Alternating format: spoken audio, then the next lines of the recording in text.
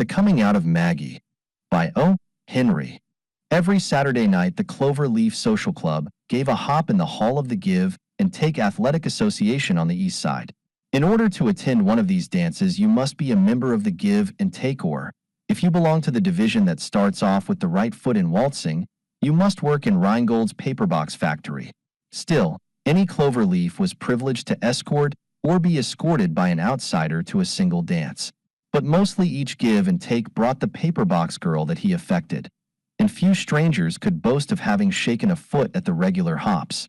Maggie Toole, on account of her dull eyes, broad mouth, and left-handed style of footwork in the two-step, went to the dances with Anna McCarty and her fellow. Anna and Maggie worked side by side in the factory and were the greatest chums ever. So Anna always made Jimmy Burns take her by Maggie's house every Saturday night so that her friend could go to the dance with them. The Give and Take Athletic Association lived up to its name. The hall of the association in Orchard Street was fitted out with muscle-making inventions. With the fibers thus builded up, the members were wont to engage the police and rival social and athletic organizations in joyous combat. Between these more serious occupations, the Saturday night hop with the paperbox factory girls came as a refining influence and as an efficient screen. For sometimes the tip went round, and if you were among the elect that tiptoed up the dark back stairway, you might see as neat and satisfying a little welter-weight affair to a finish as ever happened inside the ropes. On Saturdays, Rhinegold's paperbox factory closed at 3 p.m. On one such afternoon, Anna and Maggie walked homeward together.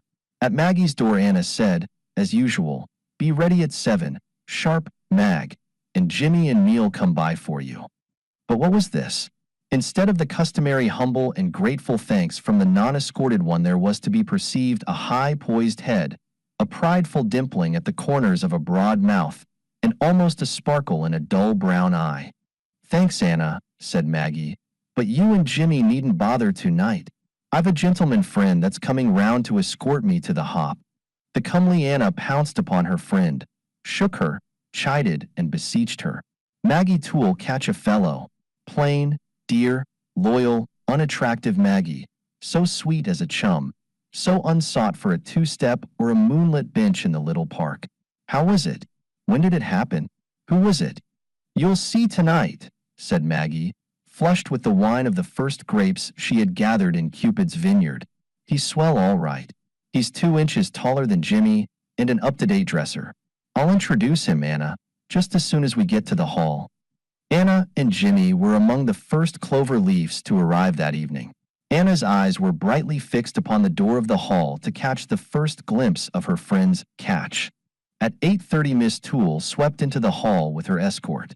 Quickly, her triumphant eye discovered her chum under the wing of her faithful Jimmy. "Oh, gee," cried Anna. "Mag ain't made a hit, oh no." "Swell fellow? Well, I guess. Style? Look at Go as far as you like," said Jimmy, with sandpaper in his voice. "Cop him out if you want him. These new guys always win out with the push. Don't mind me. He don't squeeze all the limes, I guess." "Huh." "Shut up, Jimmy. You know what I mean. I'm glad for Mag. First fellow she ever had. Oh, here they come." Across the floor, Maggie sailed like a coquettish yacht convoyed by a stately cruiser. And truly, her companion justified the encomiums of the faithful chum. He stood 2 inches taller than the average Give and Take athlete. His dark hair curled. His eyes and his teeth flashed whenever he bestowed his frequent smiles.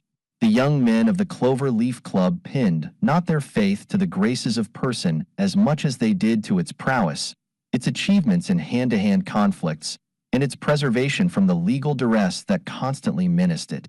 The member of the association who would bind a paper box maiden to his conquering chariot scorned to employ beau one airs. They were not considered honorable methods of warfare. The swelling biceps, the coat straining at its buttons over the chest, the air of conscious conviction of the supereminence of the male in the cosmogony of creation, even a calm display of bow legs as subduing and enchanting agents in the gentle tourneys of Cupid, these were the approved arms and ammunition of the Clover Leaf gallants. They viewed, then, genuflections, and alluring poses of this visitor with their chins at a new angle. A friend of mine, Mr. Terry O'Sullivan, was Maggie's formula of introduction. She led him around the room, presenting him to each new arriving Clover Leaf. Almost was she pretty now, with the unique luminosity in her eyes that comes to a girl with her first suitor and a kitten with its first mouse. Maggie Toole's got a fellow at last, was the word that went round among the paperbox girls. Pipe Mag's floor walker, thus the give and takes expressed their indifferent contempt. Usually at the weekly hops, Maggie kept a spot on the wall warm with her back. She felt and showed so much gratitude whenever a self-sacrificing partner invited her to dance that his pleasure was cheapened and diminished. She had even grown used to noticing Anna joggle the reluctant Jimmy with her elbow as a signal for him to invite her chum to walk over his feet through a two-step. But tonight the pumpkin had turned to a coach and six. Terry O'Sullivan was a victorious Prince Charming, and Maggie Toole winged her first butterfly flight. And though our tropes of fairyland be mixed with those of entomology, they shall not spill one drop of ambrosia from the rose-crowned melody of Maggie's One Perfect Night. The girls besieged her for introductions to her fellow. The Clover Leaf young men, after 2 years of blindness, suddenly perceived charms in Miss Toole. They flexed their compelling muscles before her and bespoke her for the dance. Thus she scored. But to Terry O'Sullivan the honors of the evening fell thick and fast. He shook his curls. He smiled and went easily through the 7 motions for acquiring grace in your own room before an open window 10 minutes each day. He danced like a faun. He introduced manner and style and atmosphere. His words came trippingly upon his tongue, and he waltzed twice in succession with the paper box girl that Dempsey Donovan brought. Dempsey was the leader of the association. He wore a dress suit and could chin the bar twice with one hand. He was one of Big Mike O'Sullivan's lieutenants and was never troubled by trouble. No cop dared to arrest him.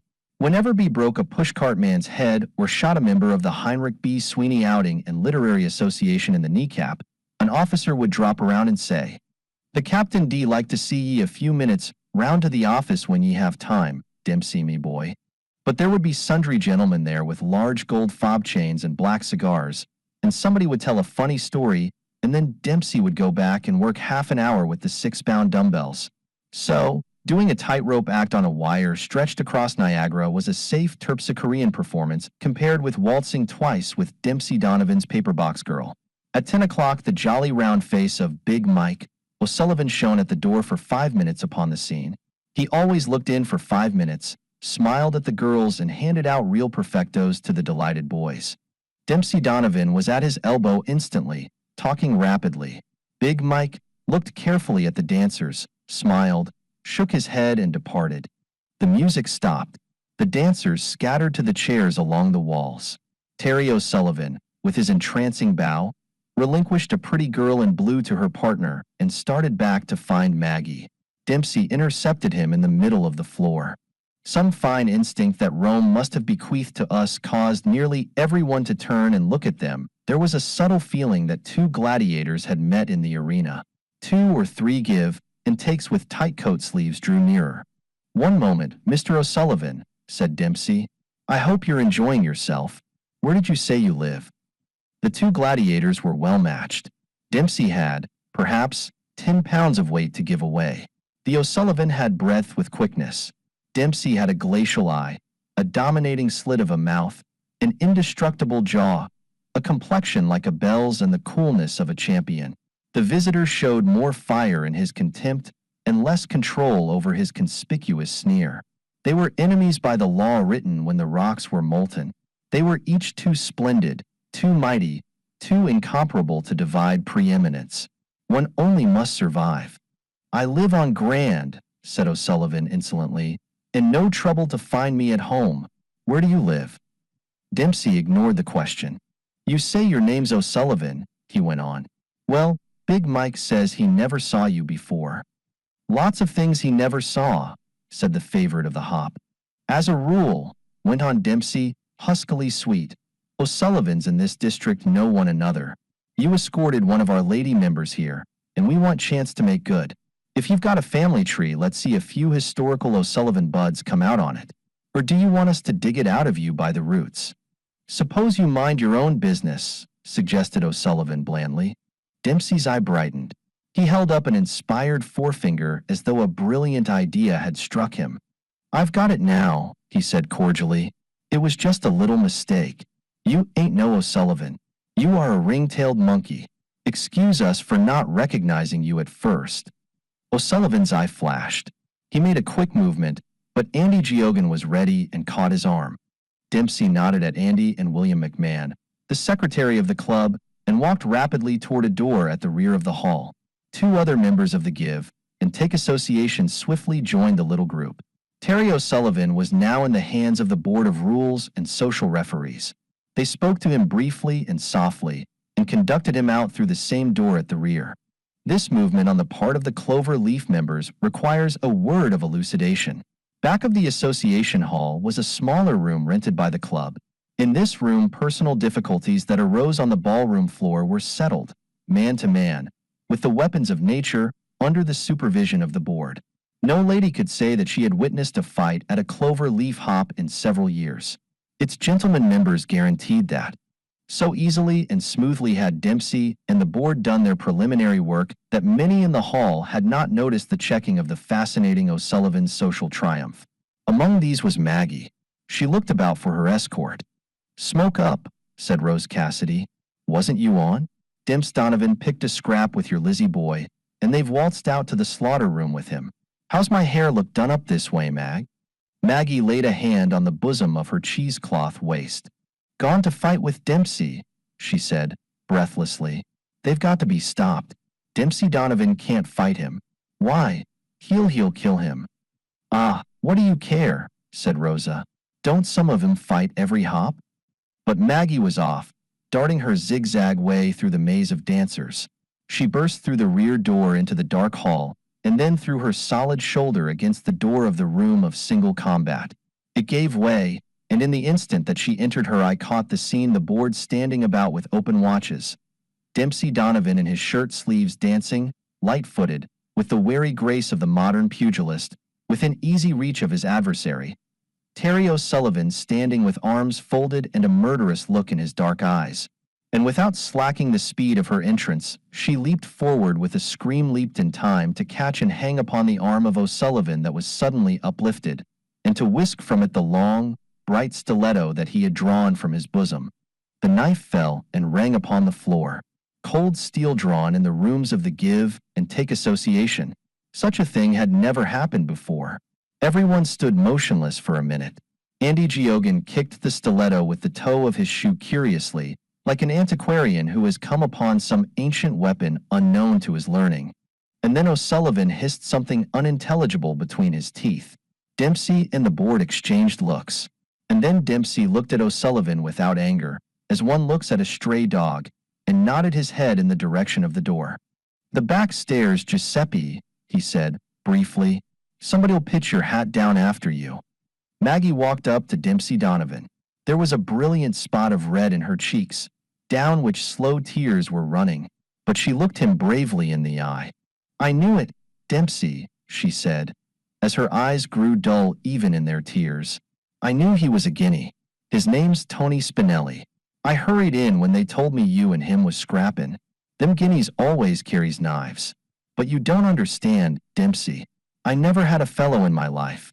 I got tired of comin' with Anna and Jimmy every night, so I fixed it with him to call himself O'Sullivan and brought him along. I knew there'd be nothin' doin' for him if he came as a dago. I guess I'll resign from the club now." Dempsey turned to Andy Geoghegan. "Chuck that cheese slicer out of the window," he said, "and tell him inside that Mr. O'Sullivan has had a telephone message to go down to Tammany Hall." And then he turned back to Maggie. "Say, Mag," he said, "I'll see you home. And how about next Saturday night? Will you come to the hop with me if I call around for you?" It was remarkable how quickly Maggie's eyes could change from dull to a shining brown. "With you, Dempsey?" she stammered. "Say, will a duck swim?"